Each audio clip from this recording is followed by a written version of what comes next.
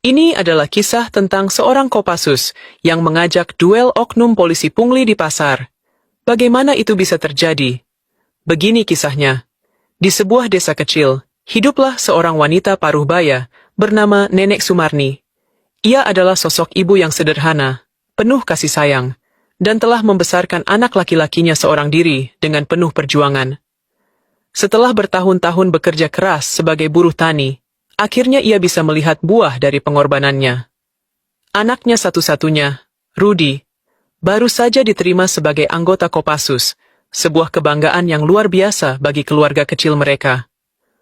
Untuk merayakan pencapaian tersebut, Nenek Sumarni berniat mengadakan syukuran sederhana di rumahnya. Ia ingin berbagi kebahagiaan dengan tetangga dan kerabat dekat. Maka, pagi itu, ia bangun lebih awal dari biasanya. Setelah menunaikan ibadah pagi, ia segera bersiap-siap pergi ke pasar desa yang tidak terlalu jauh dari rumahnya. Dengan mengenakan kebaya sederhana dan membawa tas anyaman, ia berjalan perlahan menyusuri jalan setapak yang masih sepi. Sesampainya di pasar, suasana pagi yang ramai menyambutnya. Pedagang mulai membuka lapak mereka.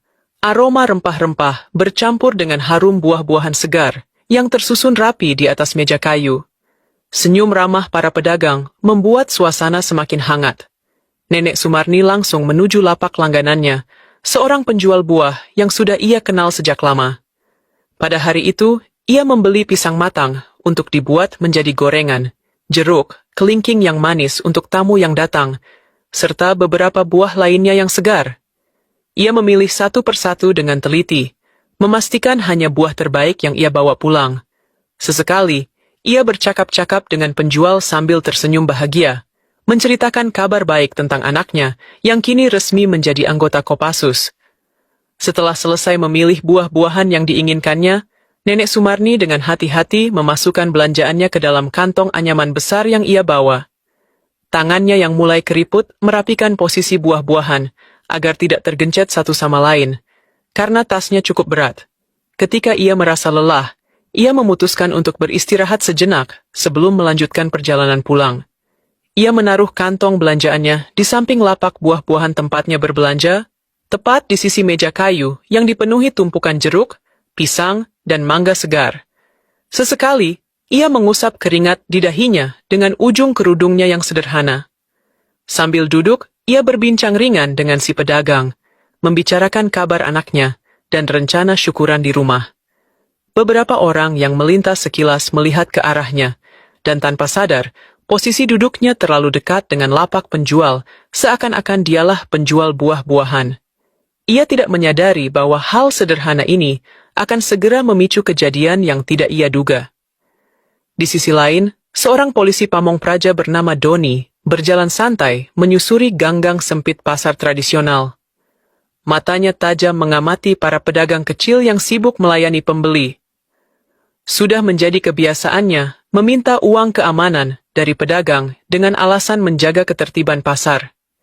Jika ada yang menolak, ia tidak ragu mengancam akan menyita dagangan mereka atau mencabut surat izin dagang. Para pedagang yang sudah sering berhadapan dengannya hanya bisa pasrah.